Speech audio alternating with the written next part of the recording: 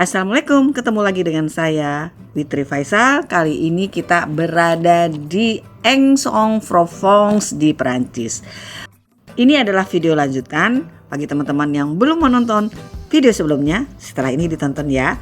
Juga tetap semangat, jaga kesehatan, jangan lupa bahagia dan bersyukur. Ikutin terus ya perjalanan reuni SMA ke Perancis dan Italia.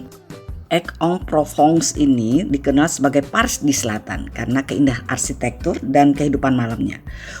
Kota ini didirikan pada tahun 123 sebelum Masehi oleh konsul Romawi Sextius Calvin. Sayang kita tidak bisa eksplor lebih lanjut karena kita menuju Marseilles, tujuan utama kita kali ini. Teman-teman, kita sudah berada di Marseilles ya. Sekarang kita mau ke Palais Longchamp.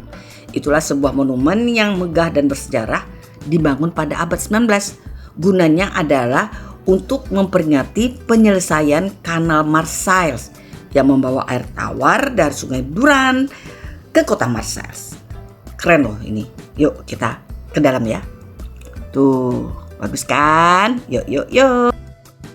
Palais Longchamp ini memiliki 3 bagian utama. Yang pertama namanya Château d'Eau, sebuah struktur air mancur yang megah seperti yang kita lihat ini teman-teman. Kemudian yang kedua adalah Musée de Beaux-Arts atau museum seni yang memiliki koleksi lukisan, patung dan karya seni lainnya. Dan yang terakhir itu adalah Museum d'Histoire Naturelle. Ini adalah museum sejarah alam yang memiliki koleksi fosil, mineral dan spesimen biologi. Ayo kita jalan-jalan online melihat Palais Longchamp atau juga dikenal dengan Palais Marseilles.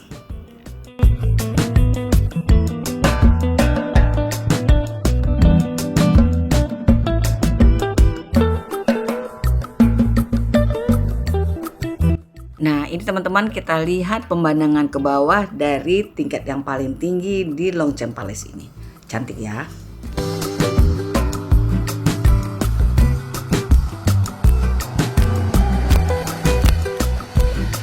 Kita sekarang berada di Longchamp Palais atau dibilang juga orang air mancurnya Marseilles. Nah teman-teman, ini dibangun dahulu adalah untuk bisa memberi pengairan bagi semua kota di Marseille, dan itu berasal dari Sungai Duren. Ya, itu kayak teman-temannya sangat spektakuler, khas-khasnya Perancis. Dan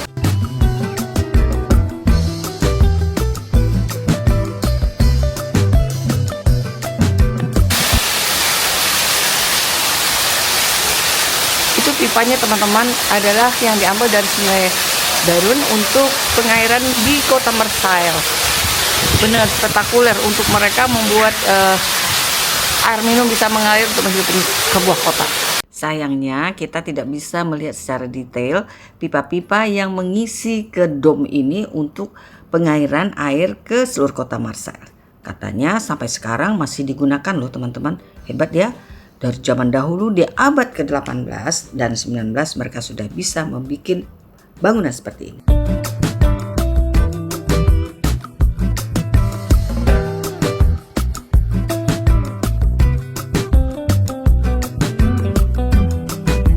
Teman, kita sekarang berada di belakang dari Longchamp Palais atau Marseilles Palais. Kita akan susurin ke atas teman-teman.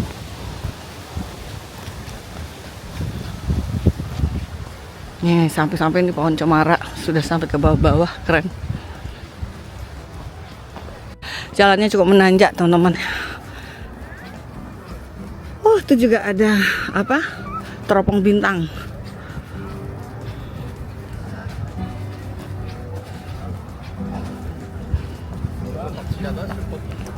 Tuh. Teman-teman, kita turun lagi setelah kita ke atas tadi, dan sangat spektakuler. Bayangkan ya, di abad pertengahan mereka sudah bisa memikirkan mengumpulkan air yang dijadikan dom di sini, dikumpulkan, kemudian air itu dialirkan untuk seluruh penduduk Marseilles. Jenius banget. Dan sampai sekarang itu masih dipakai teman-teman untuk menghidupkan Marseille.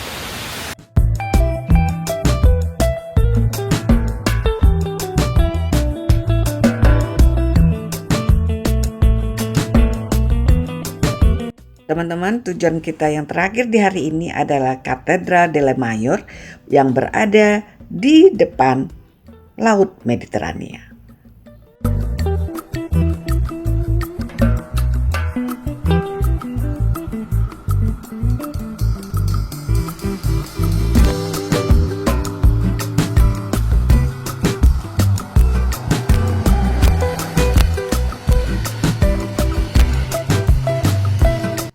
Arsitekturnya bergaya Romawi Bizantium. Lokasinya terletak di antara Pelabuhan Tua Duport dan distrik Joliet. Begitu kita melihatnya, kita akan menyadari bahwa kita sedang berhadapan dengan salah satu monumen terindah di kota Marseille ini. Saat kita berada di plazanya katedral ini dan kita memandang ke lautan sangat sempurna, sungguh menakjubkan. Mungkin terutama pada saat matahari terbenam. Tempat ini adalah salah satu tempat yang dicari oleh seorang fotografer. Atau hanya sekedar menikmati ketenangan sambil menikmati panorama lautnya Marseille.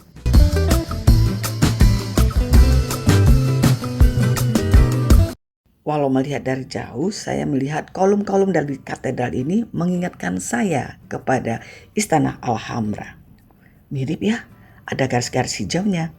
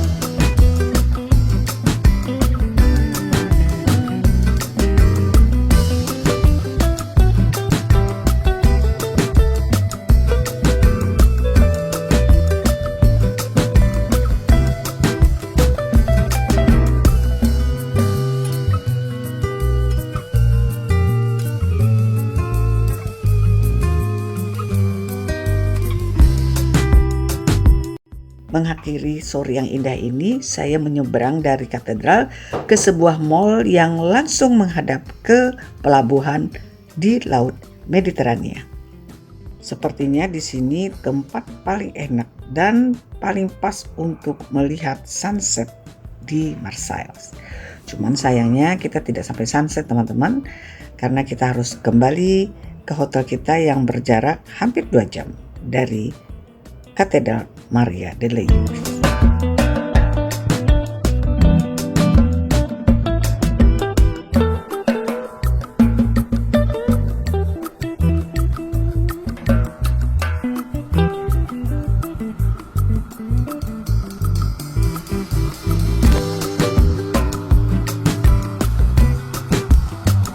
Sampai besok teman-teman.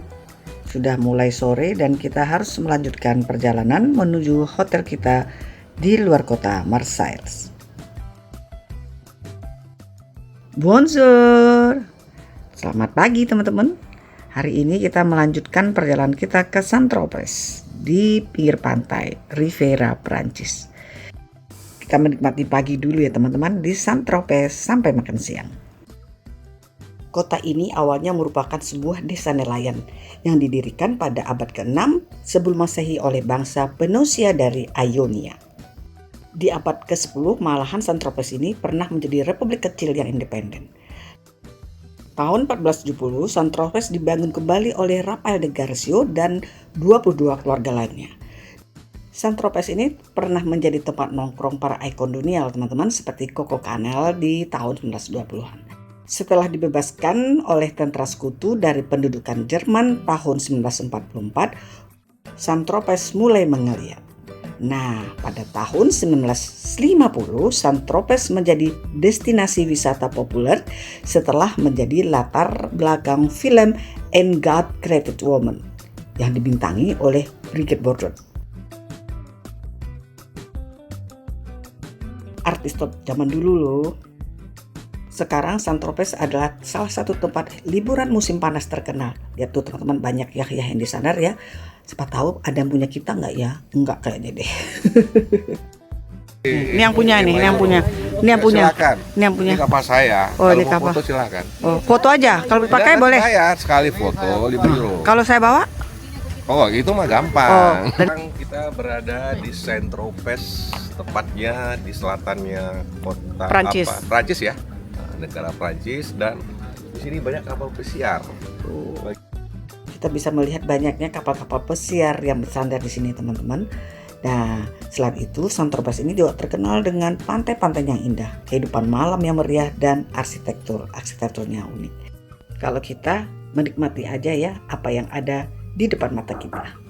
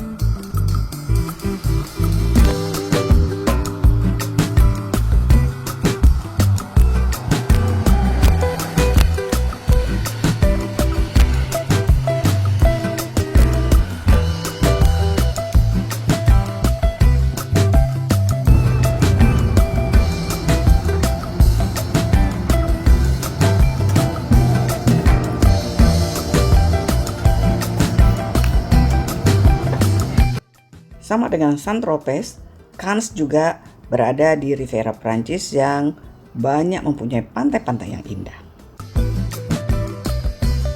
Cannes ini berawal dari sebuah desa nelayan yang didirikan pada abad kedua sebelum Masehi oleh bangsa Roma. Dan nama Cannes itu berasal dari kata canna. Setelah seorang politisi Inggris bernama Lord Brockman pada 1834 membangun sebuah villa di Cannes dan menjadikan kota ini populer di kalangan aristokrat di Eropa.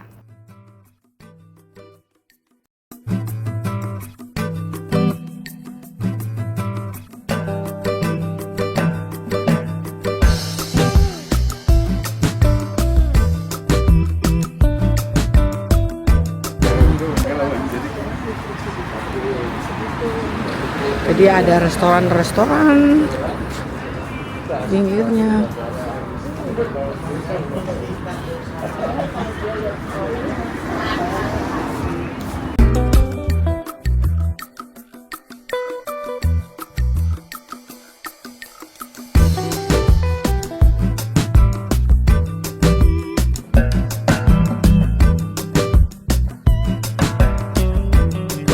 Teman-teman, kita lagi jalan di Cannes, sebuah kota yang terkenal dengan festival film yang awalnya merupakan kota nelayan yang berada di Rivieranya Prancis. Tuh, Hai. Kita jalan-jalan. Udaranya sangat cerah. Cerah dan sejuk. Saat ini Jam berapa nih? setengah 4 kurang 5. Jam setengah 4 lebih 5. Setengah 4. Tuh, teman-teman. Lihat tuh, sebelah sana tuh. Keren ya. Banyak turis. Teman-teman, kita lagi berada di depan Palais des Festivals et des Congrès di Esplanade Corbapindo di Cannes. Kita akan melewati namanya Le Chemin des Étoiles. Maaf ya kalau salah cara penyebutannya. Seperti Wall of Fame-nya di Hollywood. Nah, ini yang di Cannes-nya ya teman-teman. Di sini adalah jalur untuk menampilkan jejak tangan dan tanda tangan dari hampir 450 aktor, sutradara, dan profesional industri film.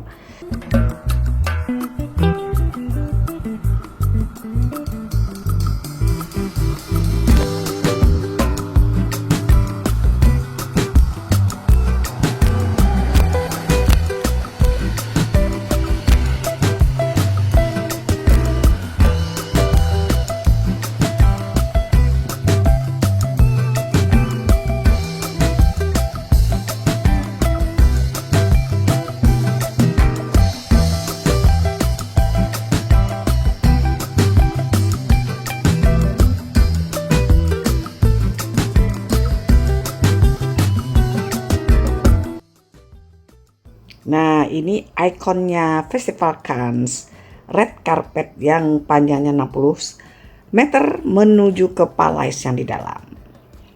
Ngapain ya kita di sini?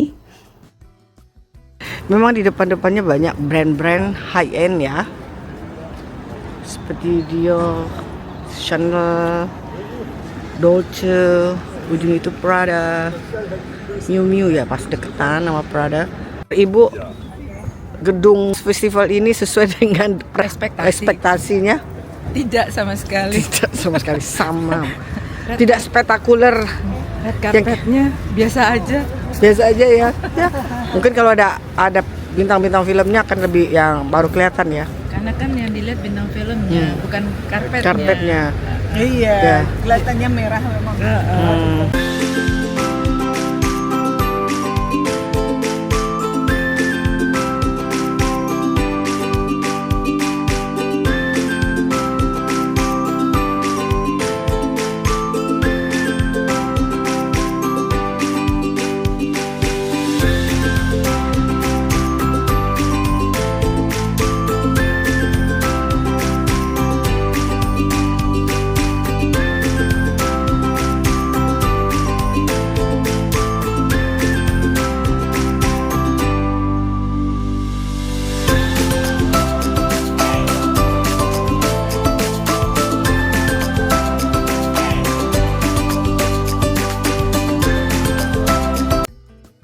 Ini patung salah satu presiden Perancis bernama Georges Papineau yang Esplanade ini dan alun-alun ini dinamakan dengan nama beliau.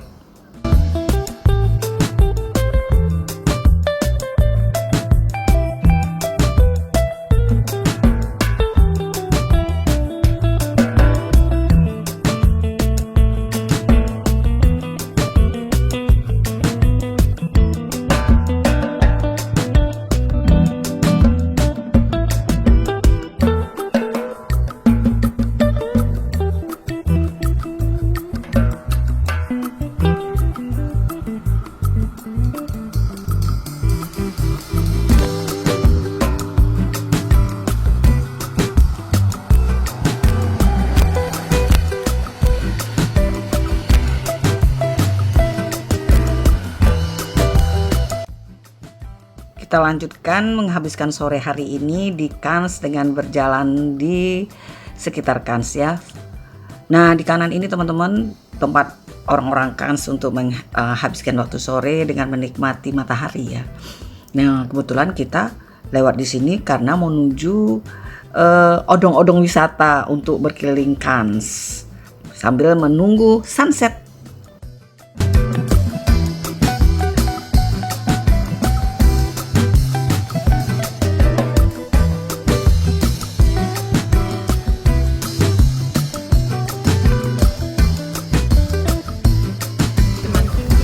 Hello everybody. Kita lihat pemandangan indah aja lah. Nah itu Casino. Jadi kita jalan dengan naik apa namanya odong-odong wisata ini, bayarnya 12 euro. Jadi kita mengelilingi Cannes. Ini mobil orang nggak ada yang jelek di sini deh kayaknya.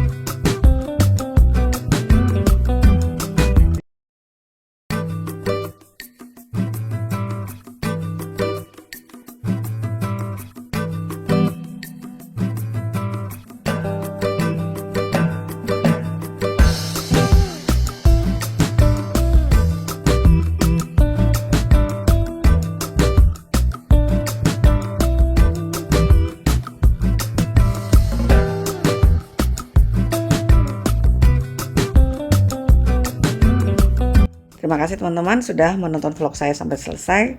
Berjalan-jalan online di Riviera Perancis. Semoga ada manfaatnya untuk kita semua. Tetap jaga kesehatan, semangat, jangan lupa bahagia dan bersyukur. Tunggu lagi vlog yang lain ya. Wassalamualaikum.